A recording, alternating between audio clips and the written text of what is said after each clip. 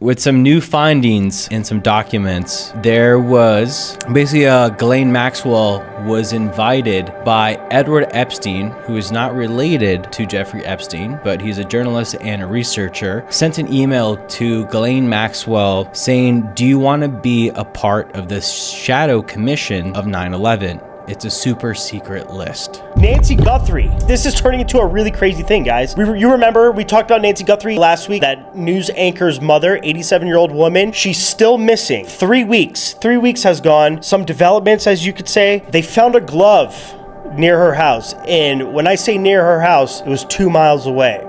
But there was ring cam footage from her door that they recently got that showed I want to circle back on the ETFs that we talked about last week, okay? So last week we talked about utilities, we talked about energy, we talked about consumer staples, financials, and industrial. So if you guys got XLU, which is the utilities ETF, Monday when we spoke about it last week, it was at $43.48. Friday it closed at $46.50. So it's up almost 7%. Coinbase came out with AI agentic wallets, okay? So yeah, so this is kind of cool. I mean, is it exciting? It's basically like Clawbot on crypto, but they have these agentic wallets that you could deploy within a couple minutes with a simple command, and they already have pre-built trading capabilities, whether it be buy, selling, finding good yielding products. Welcome back to another episode of The Market Take, breaking down what's happening around the world in the markets and in crypto. And if you like being informed about this kind of stuff, please consider subscribing to our channel. And if you do watch our content and you're not sure if you're subscribed, please double check. A lot goes into making these videos, and we get super motivated when we see that people are interested. So yeah, thank you. Guys, welcome back to another episode of The Market Take. Happy President's Day. The day is February 16th. No stock market today. We had a nice little half day. Well, some of us did. I was grinding out Lucra. If anybody was in the crypto chat, you guys saw the juice that we were working on over there. Posted a few photos, left them on for a few minutes, and then erased them per usual. All right, guys. Whew. Where do we begin, man? So what I was saying was, just when you thought that there was no conspiracy left, well, 9/11 could have been an inside job. So guys, check this out. With some new findings in some documents, there was basically Ghislaine Maxwell was invited by Edward Epstein, who is not related to Jeffrey Epstein, but he's a journalist and a researcher, sent an email to Ghislaine Maxwell saying, do you want to be a part of the shadow commission of 9/11? It's a super secret list.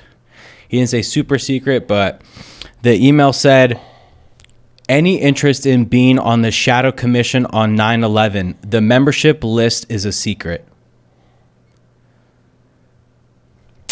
And then there was some other emails that came to light from Philip Levine to Ghislaine Maxwell, September 18th, 2001, just 7 days after 9/11. And the email reads, where is the real pilot? ? That's so crazy.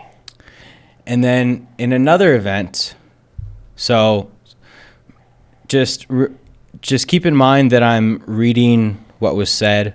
It's not what I believe. There is other conversations from Ghislaine Maxwell basically saying, imagine a future with no Arabs. In this fictional future, there's kind of like a, what's the word? There's kind of like a story painted. I forget the proper word, but basically Ghislaine Maxwell is explaining a future with no Arabs, and as she's explaining it, there's this like picture painted, and it's basically like I'm gonna read this off. Imagine a man pointing to a spot where the World Trade Center stood, and the father sighs and comments, to think right here used to be the Twin Towers.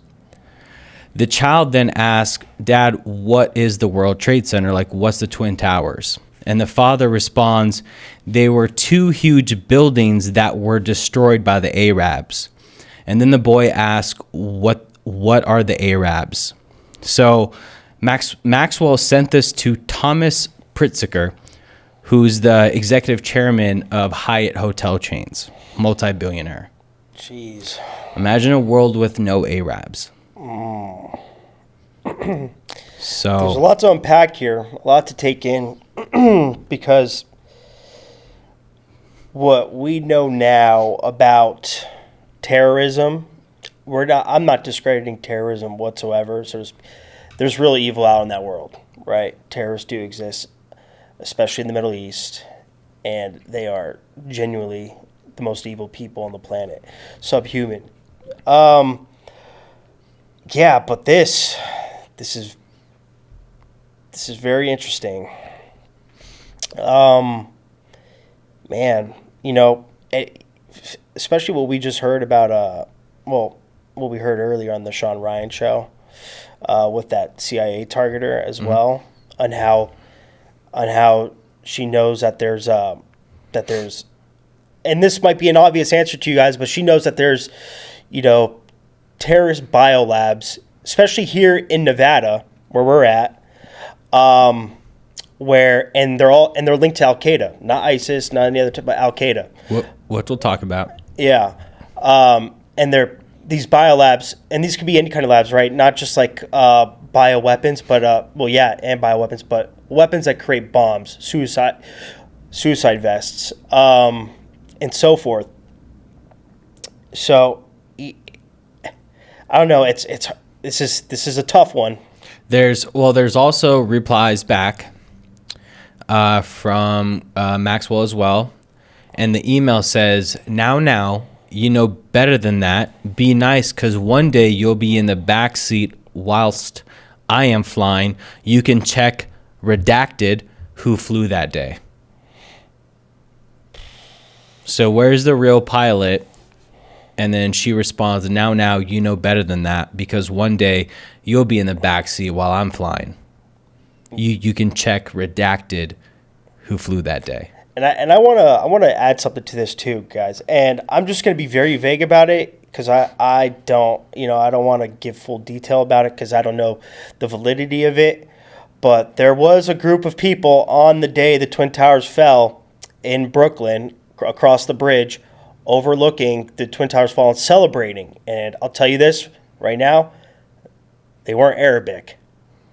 Wasn't it proven that it was Mossad agents? It wasn't. It wasn't proven. It wasn't. No. That's what's speculated? But it is speculated, but they are Israeli nationalists, citizens. Got it. Where's the media outrage?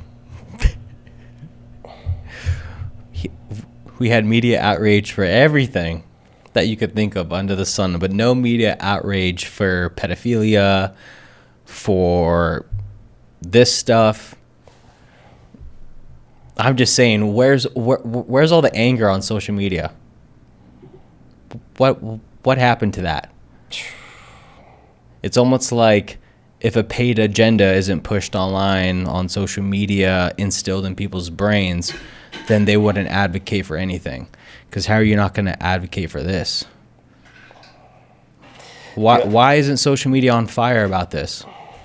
Weird. Well, to be fair, what I just said has been known for a couple years right now, and right. I'm talking about the 9/11 stuff. Pedophilia stuff. Oh yeah, no, I know. I think we're starting to finally get to a point where it's bursting at the seams, and it's about to just go crazy soon. That's my opinion. We'll see. But yeah, it's been. Man, I honestly, I wake up every day so exhausted. Just not believing what's going on. All those conspiracy theories, all the conspiracies that we watched and saw, and we're just like on the cusp of like, oh, I don't know, it sounds good, but I don't, it sounds kind of crazy.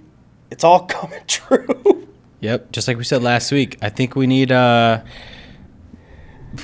there's no more conspiracies that haven't happened, that haven't been proven. Again, I would just be absolutely, one of two things has to happen, in my opinion.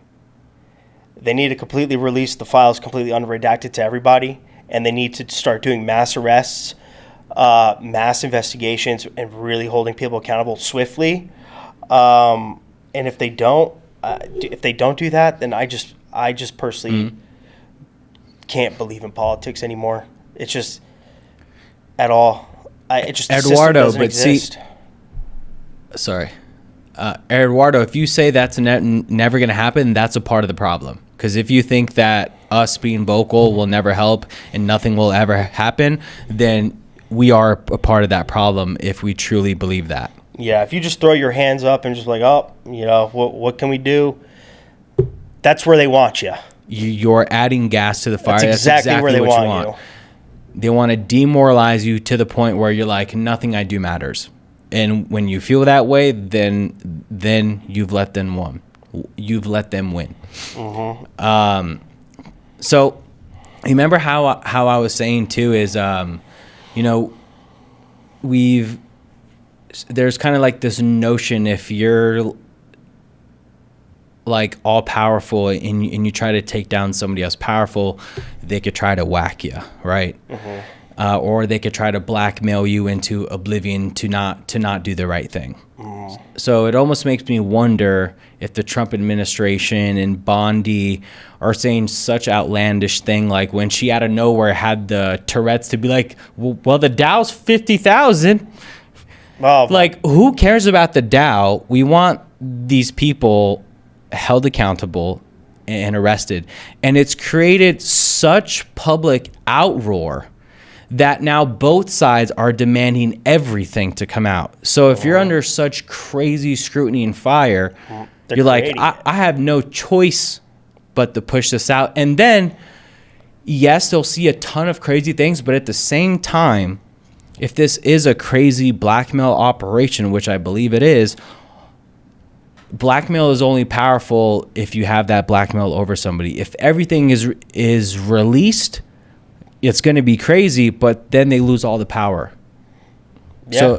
So it makes you wonder, because I'm not saying this administration is perfect, but you can't be that low IQ to not think, if you say, oh, there's no evidence of pedophilia, oh, the Dow's 50,000, like, people are not going to be like, are you insane? Show us everything, and show us everything right now, or there's going to be a revolt. Anyway, yeah. You want to know what else is happening literally yesterday and today? What's happening? So for the first time since 1967, Israel has declared over 60% of West Bank, basically what's called Area C, which we're going to get into this a bit. It is now registered again as basically land and property of the state, this land. So now West Bank is in Palestine, right? So if you guys don't know the geography of Palestine, it is separated, really similar to like Russia and Kaliningrad. It is separated. So it goes West Bank, and then it goes Israel, and then it goes Gaza Strip to that lower west-south side. Mm-hmm. So it's separated. So most of the conflict happened in Gaza, but there was a lot in the West Bank too. So basically what got literally approved yesterday and is in motion today on February 16th is now the Israeli government is basically forcing they are making it mandatory for a Palestinian citizen who says, hey, I own this property or this land. They have to prove it. via documents, this and that. And when this happened back in the Arab-Israeli wars, they did the same thing, but everyone's stuff got demolished and blown up so bad it was almost impossible for a Palestinian to show that, hey, this is my property, I have the rights to this, I have the proof of this. All that stuff was wiped. And now they're running into that similar situation right now also. So it's already extremely hard to prove ownership of land in Palestine because of everything that's happened. And now with what's happened in the last year, 2 years, with just almost like 90% of it got destroyed, it's going to be even harder. Mm-hmm. And here's what's messed up about the differences of zone A, B, and C. So think of it like a ring or something, right? Zone C is all on the outside. Mm-hmm. Zone B and A are the inside. So if zone C is all Israeli controlled, you're basically surrounded 360 degrees by your quote unquote your enemy. Mm-hmm. So taking area C is strategic, because before Palestine on its right side was right next to Jordan, but now if they take area C within the West Bank, Palestinians will be surrounded 360 by Israeli citizens, and it is literally forcing them into a smaller and smaller circle, almost like a freaking, almost like a map in Fortnite. You know how the thing just closes in on you? That's basically what's going on right now. Yeah, and just to be clear, guys, this isn't really that new either. Israel's always had settlements within Palestine. Way before this, there's actual civilization and in settlements and neighborhoods of Israeli citizens within Palestine, and they're all military guarded by the IDF. A lot of people don't know that, but yeah, that's that. But now another 60 to 70% of that's going to be taken. Yeah, wild stuff. It's again, this is just more of the conspiracy stuff, but Israel and the Arabic people have always beefed throughout the years. Arabic. The Israeli people and the Arabic people have always beefed, and now to see the stuff that we saw on those files from Ghislaine saying, hey, imagine a world with no Arabs, and the conspiracy was always, hey, do we go to war with them? And we were talking about this earlier, right? I don't even know if I should say that on the live. Yeah. Yeah, no. To be honest, dude, to me, this stems all the way back to the freaking Crusades. Mm-hmm. Honestly. But yeah, I mean, I think, I think we end that part there, huh? Yeah. Yeah. Guys, this is crazy what's going on with Nancy Guthrie. Oh wait! Can we just add one more little bonus for the people real quick? Yeah, go ahead. Since we talked about the files, guys, if you don't believe me, and you guys want to search this stuff up yourselves, and you guys think I'm just making this up, go to jmail.world. Justin, what is jmail.world? Dude, tell them. Gmail.world is literally a whole mock-up of a Gmail account, right? Like if you were to log into Gmail, you see all your emails, and it's literally all of Epstein's emails on his Gmail account. And it looks like you're in Jeffrey Epstein's Gmail account, and you could search in the search bar whatever word you want, whatever date you want, and it's going to pull up all those emails related to that word or that date. From what we could see so far, it's got everything. But it is still relatively new, so not 100% on the accuracy of a lot of the things, but, because again, this is 3 million files, God knows how many emails. But yeah, it's jmail.world. Nope. We're not sponsored by them, but it's honestly, it's a pretty crazy website. You can literally search, guys, type in Shadow Commission. Mm-hmm. And before anyone says anything, yes, it's still redacted. It's not unredacted. Sucks. Unfortunately. They patched the unredact method with the copy and paste. Did you hear about that, by the way, in the beginning when they got released? No. What happened? Like they didn't unredact it right. They just put like a black bar over it, but they didn't really mask the font, and people could just like copy and paste it and paste in a Word Oh God, thing, dude. and it showed everything. But that was like the first initial release of the Epstein files. But yeah, jmail.world. Anyways, Nancy Guthrie. This is turning into a really crazy thing, guys. You remember we talked about Nancy Guthrie last week, that news anchor's mother, 87-year-old woman. She's still missing. 3 weeks. 3 weeks has gone. There's some legway that they've come across. Some developments, as you could say. They found a glove near her house, and when I say near her house, it was 2 miles away. But there was Ring cam footage from her door that they recently got that showed the suspect. He was wearing a mask. He was wearing like joggers. He had a handgun in his waistband. He had a backpack on, and he had these leather gloves. Mm-hmm. And that leather glove was found 2 miles away. They think was found 2 miles away from the house, and they tested the DNA on it. And they're saying it aligns with the suspect, but they're waiting for final confirmation from the lab. Now, there's some other things that we need to take note of over here. TMZ got sent 4 demand letters. For what? So there's a person out there, right, that claims he knows the people that took Nancy and knows where Nancy is, and he's been sending news outlets demand letters to kind of get the demand letter out there, right? And he sent TMZ a total of 4 demand letters. The first demand letter was the initial demand for $6 million BTC Bitcoin, and it had an active Bitcoin address in it. And then the second email and the third email were significantly less demands that were matching with the FBI reward, but in this case, in exchange for just information, right? So like the name of the suspect or the possible whereabouts where they could be.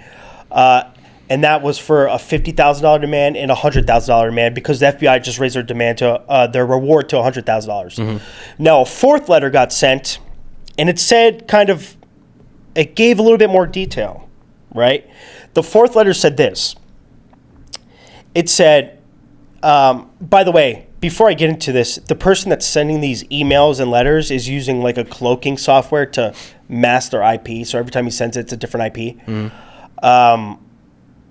So he said in the last email that Nancy is basically south of the border in Mexico, or by the border by Mexico, and that he knows exactly who has them. He's saying it in plural, like it's them, and he's just really worried that they're going to find out that he's talking and that he can't really give any more information, and basically another demand. So, and he wants half payment now and then half payment after he gives the information.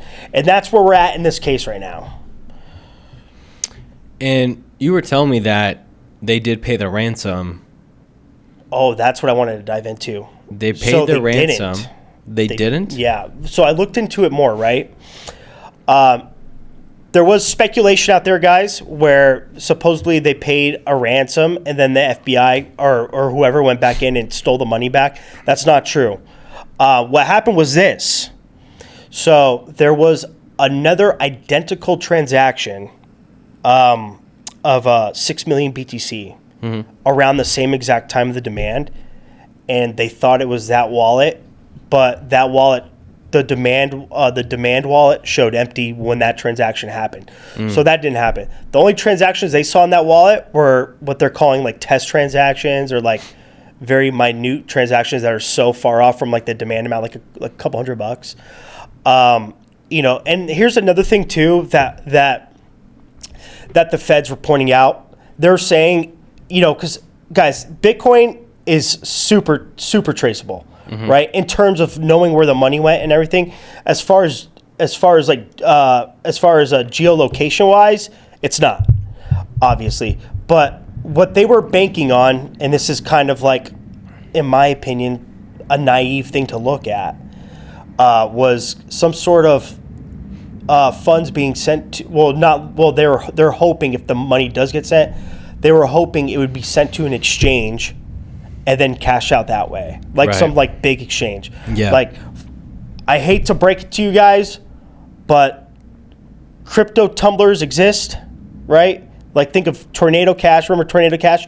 So what would most likely happen that they need to look into is they'll use a platform like that to where they'll send the Bitcoin to a ton of different wallets and transact 1,000 different times. That's what tumblers do. And then send it to a bunch of other different wallets and just make literally basically a like... It's traceable, but it just takes a nightmare. It's a nightmare to chase it, kind of thing. And then once they do that, they'll find somebody, and there's people out there that will straight up give you cash for crypto, OTC, right? You literally everyone that a lot of people that travel that have like a lot of crypto and need cash do this. They'll find a handler. Russia has this a lot. I was literally just going to say I did this when I was in Russia last time because I ran out of cash and I can't use any of my cards over there. So I went to the Moscow International Business Center, and there's a couple places that'll cash you out for 2-3%. Just literally tons of people like that will do that. Like, just straight up give you cash, and all that looks like is just a token transfer, not a sale, not converting to fiat. It's over-the-counter black market crypto trade or crypto exchanging. We like to call it gray market. Yeah, gray market. You know what I'm saying. I am an international businessman here on International Business. Yeah, but man, that's... Dude, what I feel so... Dude, I don't know, man. When it comes to elderly people, dude, I get like a soft spot. I do. Like, this is so sad, man. And she needs to take medication to stay alive that she hasn't been taking either.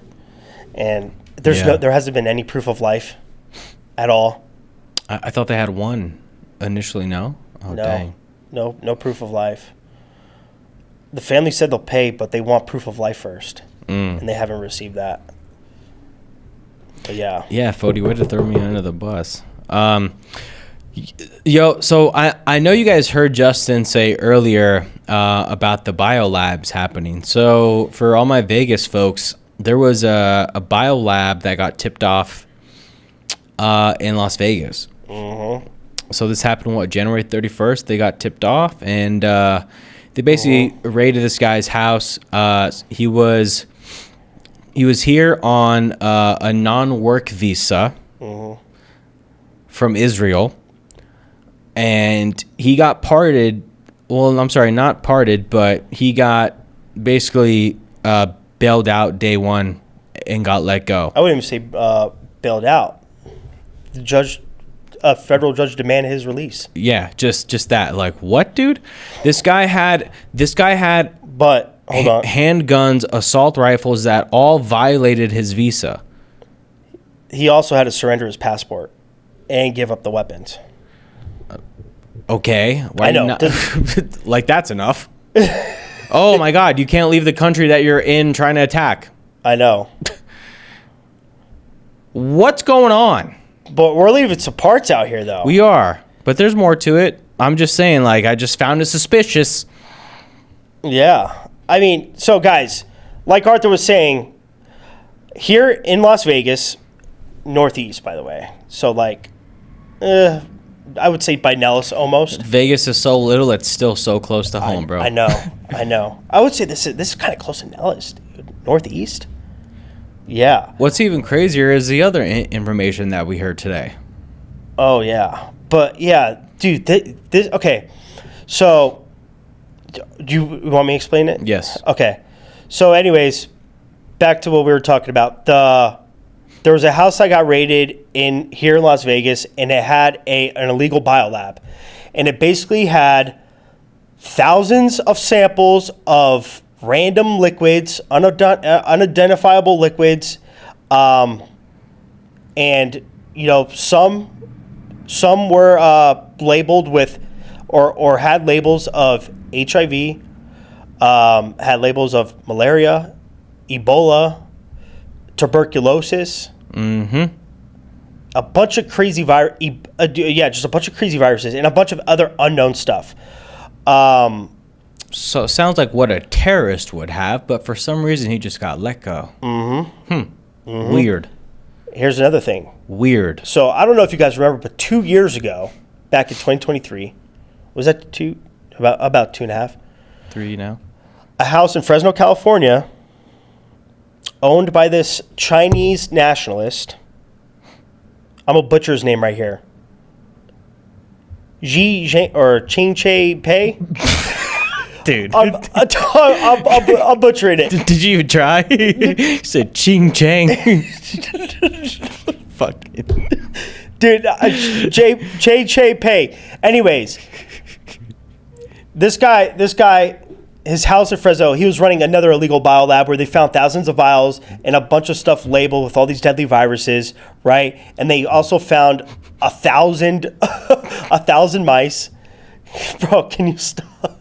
Stop. They also found 1,000 mice in his house too. He's been in custody, right? However, he owns this house too. He owns the house in Las Vegas that was found to have another biolab. The guy that got caught at the house was the property manager named Ori. Is it Oro or Ori Solomon? Ori, right? Yeah, Ori Solomon. Okay. He was the property manager, and like Arthur said, he was placed into custody. He was here on a visa. He couldn't possess firearms because of his visa, and then he just got released. Now, how they got tipped off is pretty scary. Okay.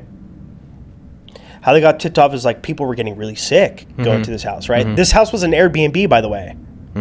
Okay. And before we get into it, the Chinese nationalist that owned these homes, right, was a scientist in China. Didn't he also have some? Now, was it the Chinese guy or was it Ori?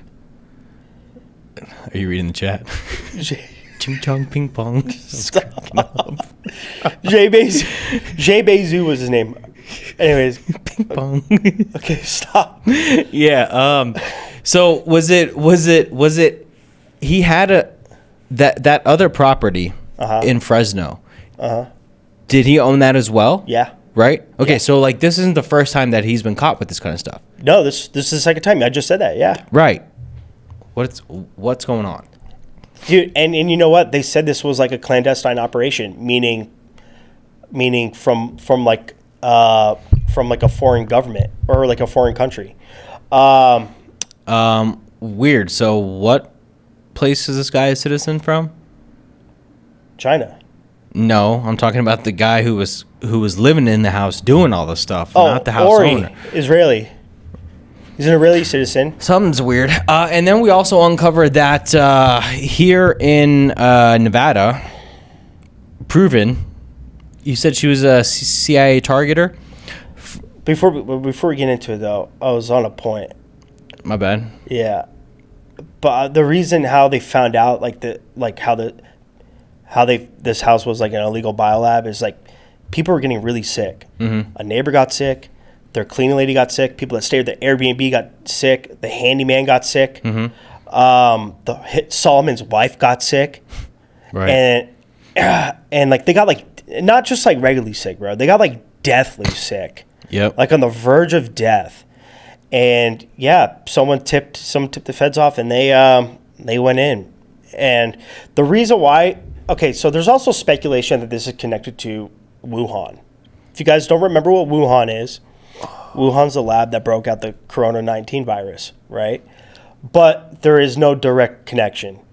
The only thing that they're speculating, right, is that the lab set up in the house looked exactly like the one in Wuhan's. Tell me why, again, going back to the Epstein stuff, tell me why in 2017 and 2019 there is multiple emails between Bill Gates, Epstein, and several other people about labs in China, about COVID-19, about pandemic practices, this and that. Just like Blas said, this is so above us. There's something huge going on. Oh, yeah. We're just pawns in the game. Just peons. Peons. But they need the peons to survive. You know, the system collapses without us. If there wasn't any social media, none of this would come to light. We wouldn't even care because we wouldn't know. Right. We would just be living our happy lives. That's why social media is a gift and curse. Well, see, here's where we have to be careful, right? Old media knows that the old media and the conventional ways do not work anymore, right? They know that the news, mail, this, yada, yada, normal news does not really work anymore, especially for anyone younger than 50, really, or younger than 40. It doesn't really work. But now they know that we're all glued to our phones. We're all glued to social media. We're all glued. They have so much data about what we do every single day in, day out, our shopping habits, every habit, right? You talk about Oreo cookies. You open up Instagram, you see an ad about Oreo cookies. Yep. So they know. So now they're using what is now a multi-trillion-dollar algorithm that knows how the human responds to whatever they see, and specifically what that person responds to based on what they see. Because you got to remember, the algo feeds more of what you engage with and what you side with and what you stare and watch with. So now they know that social media kind of controls everything, and now they're using that against us too. That's why us as citizens have to be smart, and instead of trying to prove each other wrong, like, haha, see, I told you so, haha, see, I told you left side is the good side, or fucking, haha, I told you that the right side is good. No, we need to come together and stop fighting ourselves and take down these scumbags. Yeah. TED Talk. That's a TED Talk. Yeah. We need to show that we are not. We need to show that we can be a united civilization, because like this. We're not. Because we're not. Mm-hmm. Honestly, this is how empires fall, to be honest. It's how the Roman Empire fell. I think about the Roman Empire every day. He laugh because he knows that was a viral thing for a minute, right? No, every man thinks about the fall of the Roman Empire. Yeah. Oh man, can we talk about something a little bit more cool and No, because this is all the facade fugazi too. Yeah, I know, but it's a little bit more lighthearted. Is what I meant to say. God dang PSA 9, dude. Eight at best. Anyways, guys, if you're in the trading card world, you just saw that a super rare Pokemon card, the Illustrator Pikachu, that Logan Paul owned, sold for $16 million. Who's the buyer? AJ Scaramucci, son of Skybridge Capital's founder Anthony Scaramucci. Dude, this kid. Can you not bang the can on the table? Sorry. Messing up my flow. I'm sorry. Who is this guy? Anyways, this guy is. Dude, I almost did it again. This guy is on this crazy quest to collect all of these like insane collectibles. He's after a T-Rex bone. He's after the Declaration of Independence. That I think Golden, the people that helped Logan sell this card, are in possession of. Maybe. Does this guy want to be Nicolas Cage or something? I don't know, dude, but he's rich. But there's something off about it. However, dude, this sale comes with a lot of backlash, and let me tell you why. Right? Not a ways back, but not too recent, but recently, Logan offered to fractionalize about 51% of the card. Right? The ownership, fractionalized ownership, meaning people could put up money and own a piece of the card. Mm-hmm. You guys heard of fractionalized ownership, especially with NFTs back in the NFT run. And this here. And here's the thing: that Logan Paul had I don't know if it was directly his, but he was definitely involved with a platform, a website called Liquid Markets. He was. Yeah, I know the whole story. And Liquid Markets shut down, and there was no fractionalized ownership of this Pikachu sale, basically, and people are outraged by it. However, Logan claims, and I don't know if I believe it, but Logan claims the site went offline and it was out of his control. Mm-hmm. But he bought. He paid to get he paid to get the site back up, so people could withdraw their money from the site that they deposited to get fractionalized ownership of the Pikachu card. Now, here's the thing. I think they did it because of this. They only got like $250K deposited for that Pikachu card. So I think something happened, you know. Well, that's like... Well, there's some more drama behind that too, because Logan was a partner with this company, and his contribution to the company was basically the illustrated card, which he bought for around like $4 million at the time that he bought it, and he put it up to the platform. But then what happened was the card's value went up to around 5 to 5.2 million. And he basically bought the card back. So everyone that did have the fractionalized shares, the card went up, 25% in value. Those people never saw their 25% return on their fractionalized ownership. That's why there's a lot of like sketchiness around it, like, hey, like what the heck? And then the other thing that's sketchy is there was never a PSA 10 illustrated of this card, but there's 30, if you count this 10, right now there's 35. Illustrated cards? 35 PSA 9s, but there's 0 PSA 10s. The one Logan's, though, they regraded it from a 9 and gave it a PSA 10. Now I thought it was an 8 originally. 9. Really? Yeah, it went from a 9 to 10. But if you specifically look at the card, there is white marks on the back of the card, which automatically, by PSA standards, if you have white marks behind the card, it is no longer a 10. But they bumped it up, just like me and you were saying, because it was probably Logan Paul's card, and it's going to bring a ton of publicity to PSA and to the whole sport. Well, dude, Golden too. Well, Golden too, like Golden, that whole platform, they have... Them and PSA are basically they work together on everything. And PSA just raised their submission fees by another about 15%. It went from $21 a card to $25. Oh my god, scum! It's a whole racket, man. And you know what's crazy? I was watching that show, right? These guys get their cards graded and back in like a couple days. Yeah, they get it expressed. If not the same day. Yep. And like you know what? During the whole grading process, like they're getting live updates. They're getting special treatment. 1,000%. Oh, of course, yeah, because but they also push a ton of volume for grading. Yeah. But anyway, let's get into some stocks, guys. Let's get into some crypto.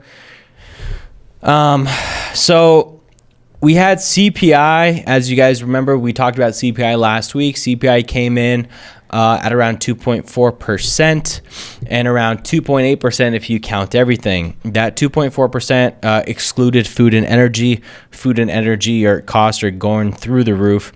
So this data is kind of looked at cautious. It looks like the inflation isn't going down as quickly as they want. So what investors are projecting is that the Fed will only do 2 interest rate cuts this year based on that data, and there'll be cuts of 25 basis points each, no 50 basis points, not 75, but 2 25 basis points cuts are expected by the Fed, so 0.25%. That's the outlook on that. Guys, we have NVIDIA, the last big dog left on campus to report earnings. Excuse me.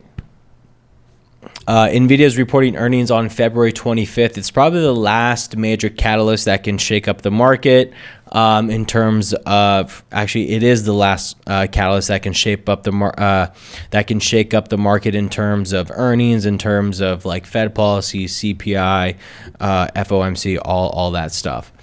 I want to circle back on the ETFs that we talked about last week, okay? So last week we talked about utilities, we talked about energy, we talked about consumer staples, financials, and industrial. So if you guys got XLU, which is the utilities ETF, Monday when we spoke about it last week, it was at $43.48. Today it closed, Friday it closed at $46.50. So it's up almost 7%. And guys, we're only 49 cents away from all-time highs on XLU. So be on the lookout for a breakout on XLU. Like I said, we're only 49 cents away from all-time highs. No, I'm sorry, 39 cents away from all-time highs. So we could break out here and hit new all-time highs. So keep on the lookout for XLU. If we hit the $50 mark, that's another 10% move still on the ETF. XLE, we talked about it on Monday, and it gapped up on Wednesday 3%. XLP, the staples one, also jumped up 3%.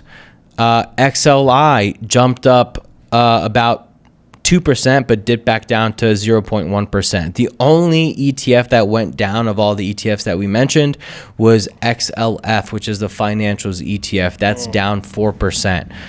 So overall, if you add up all the gains on all those ETFs, it's cooking. Not bad, man. And it's still showing that right now that the current sector strength is still in like utilities, consumer staples, energy, that stuff. The Dow. Right. The Dow's 50,000. The Dow's hot right now.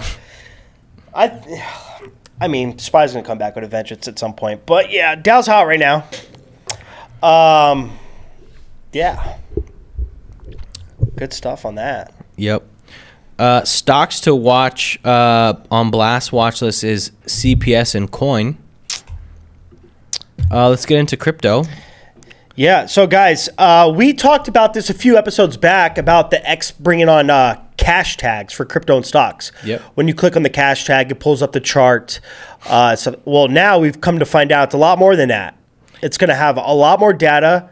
However, it's not going to act as a broker, but it will link you to an exchange. Did you hear the collab? Who's the collab? It's X Lucra.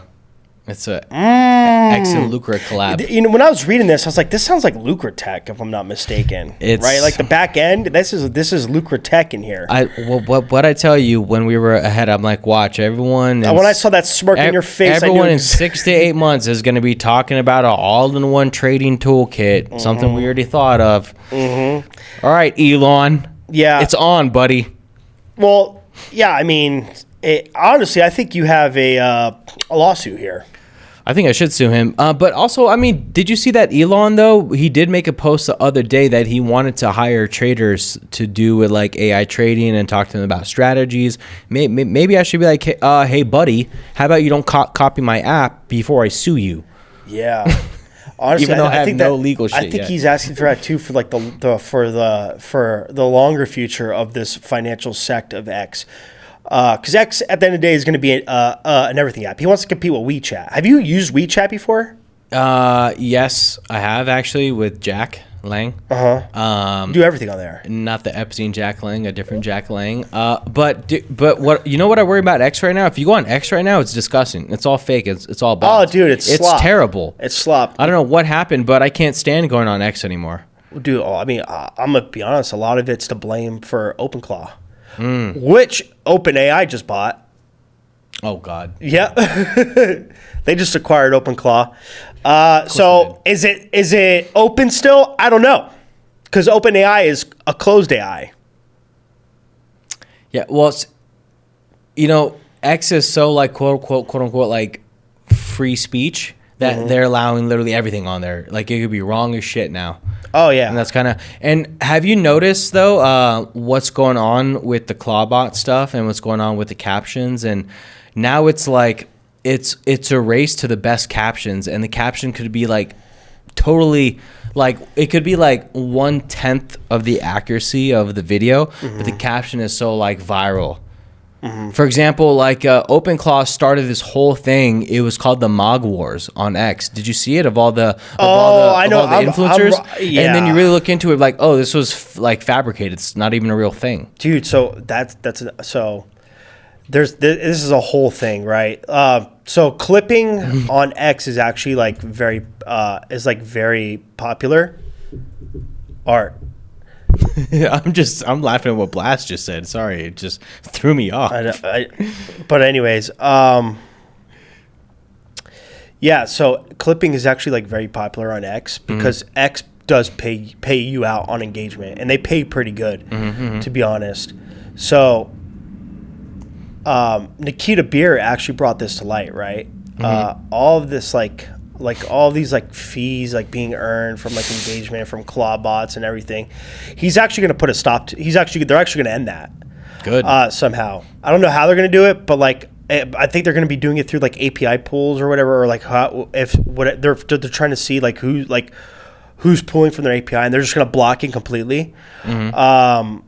But yeah, that's definitely on the list for sure. But yeah, moving on, guys. Another wrench attack happened. This time it targeted the Binance France CEO, David Princay, however you say it in French. However, when the assailants came to his house, there's 3 of them. They realized he wasn't home. They stole 2 cell phones though, and some other little stuff. But yeah, he was not home. One thing that I've noticed, a lot of these wrench attacks for crypto are happening in France. This isn't the first one. This is kind of like the 4th one that's been on the news that's happened in France. But yeah, anyways. It makes me think of what Palmer Luckey wrote back to France on that tweet still. When France was like, we went all in on AI for 30 million pounds. And Palmer Luckey's like, my house costs more than that. Saying France is just behind on the tech. That's all. Oui. Yeah.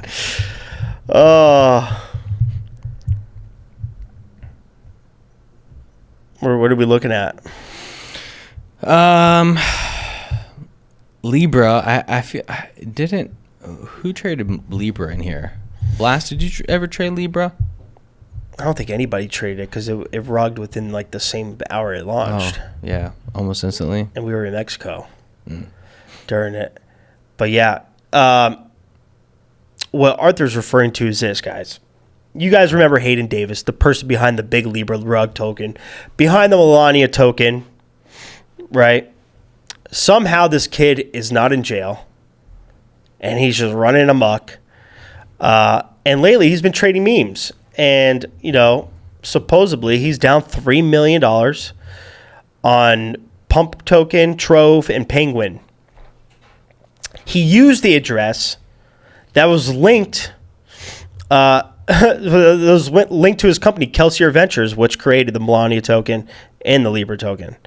So, I don't know. I think this guy knows he's not ever getting in trouble. I think he's protected, and he's just doing whatever he wants. There's just no way. If you knew you were guilty, you would be this stupid. But whatever. Yeah, moving on. BlackRock, Uniswap, getting back into the DeFi. It looks like, guys, BlackRock has a new treasury-backed token called BUIDL, BUIDL, onto Uniswap. Do we know the price that BUIDL is trading at? I don't think it launched yet. Oh no, okay. No, yeah, I don't think the token launched yet, but they're definitely launching. They're definitely going to make it tradable within Uniswap's pool. Like it's going to have a pool on Uniswap. Yeah. But yeah, if you guys might have saw, Uniswap's token pumped 25%, but then it shortly sold off right after. I was just gonna say that. But now it's ranging 9% from previous lows. Dude, what's crazy is that literally the entire 34% pump sold off, like all of it in that day. Yeah. Look, Uniswap opened at 3.36. It closed at, it opened at 3.361 and it closed at 3.366. So it made 0.005 and liquidated everybody. Yeah, insane. And now it's actually ranging 10% above that low. If you actually look at it right now, Blast, if you have the Uniswap chart open, pull up a 1H or a 4H. Is it not cooking right there? Somebody look at a Uniswap 1 hour chart, Blast, if you can.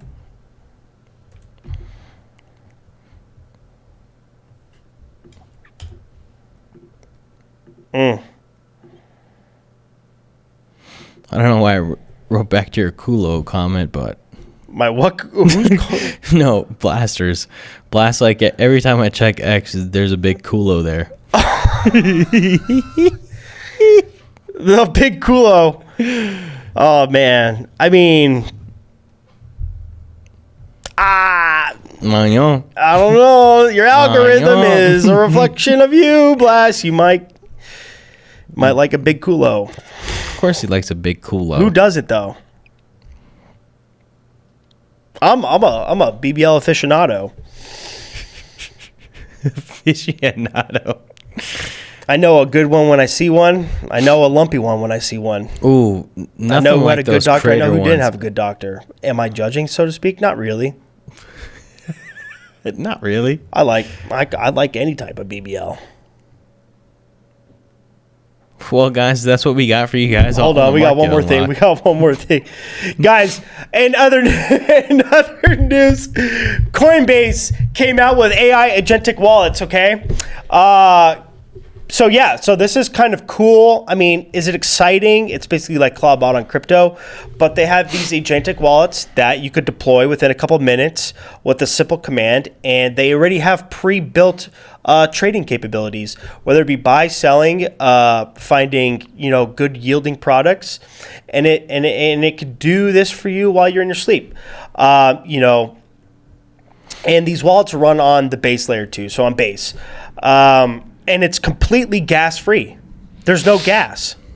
No gas. Meaning no fees. They're gasless transactions. Your AI agent doesn't need any reserve crypto to transact. And what it does for you, this is one of the parts that they highlight, which is, I don't know if you guys remember, but last year we had Hustle AI on the show, right? Agent Hustle. Agent Hustle basically does this, but there's some human intervention into it. This has no human intervention into it because you could change the permissions however you want. You could have it transact however you want. You could put spending caps on it, whatever. But the one thing that they flex is like it will constantly, especially if you're yielding, find the best yield opportunity for you 24/7 and rebalance your crypto for you so it's earning at its optimal amount that it can, whether it be staking or if you're in a yield farm or if you're in, for example, I'm assuming a liquidity market making pool, a dynamic liquidity market making pool of those natures. And you don't have to, go there and manually do it. Pretty cool. That is actually pretty sick. But yeah, that's all I got for the news. That's all I got, guys. Remember, Jmail. Jmail.world. Remember, if you think it doesn't matter, then it doesn't matter. You got to manifest it to matter. Anyway, guys, that's all we got. We'll see you guys next week. Just a little quick, I will be going to Denver tomorrow through Friday. I will be active on the floors, especially tomorrow, because I don't leave until 1 p.m. my time, which is when the stock market's closed. But I won't be as active Wednesday, Thursday, Friday. Just so you guys know, I'm going to try to conference it up. Hopefully one day we get this new crazy meme runner or something. We hear something. But ETH Denver is cool because it's literally like all the gremlins of crypto. And I mean that in the best way. I mean like all the hackers, all the coders, all like the diehard crypto guys. It's like a whole like hackathon type of conference. It's all about like on-chain building, on the tech itself. It's like a super nerdy conference, and we love the nerdy conferences here. So it should be a good one. Speaking of memes, you brought up a good point, right?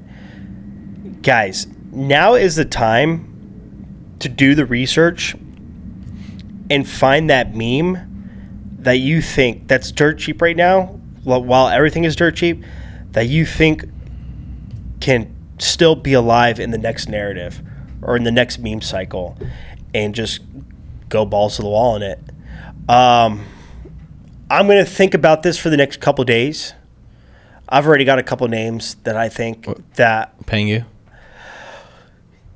Pengu is a really good contender, I still feel really good about Luca and his direction of the IP for Pengu. pudgy penguins. Pudgy penguins. Gotcha. Right. However, we need to see where the attention shifts next narrative, right? If memes are even a thing. But Pengu is definitely like a good contender in my opinion. And then Doge. I mean, Doge was running like crazy today and yesterday. And it was 8 cents 2 days ago? Now it's 10. Doge is still Doge. You guys check out this picture I'm about to post about Doge. Doge is still Doge. This was in the last ETH Denver conference, actually, where this happened. 11 cents. Ooh. Cool. Wait. Boop. There it is. Oh, cool stuff. Anyway, guys, we'll see you guys next week. Yes, sir. Cool. All right, guys. Take it easy. Thanks for stopping by.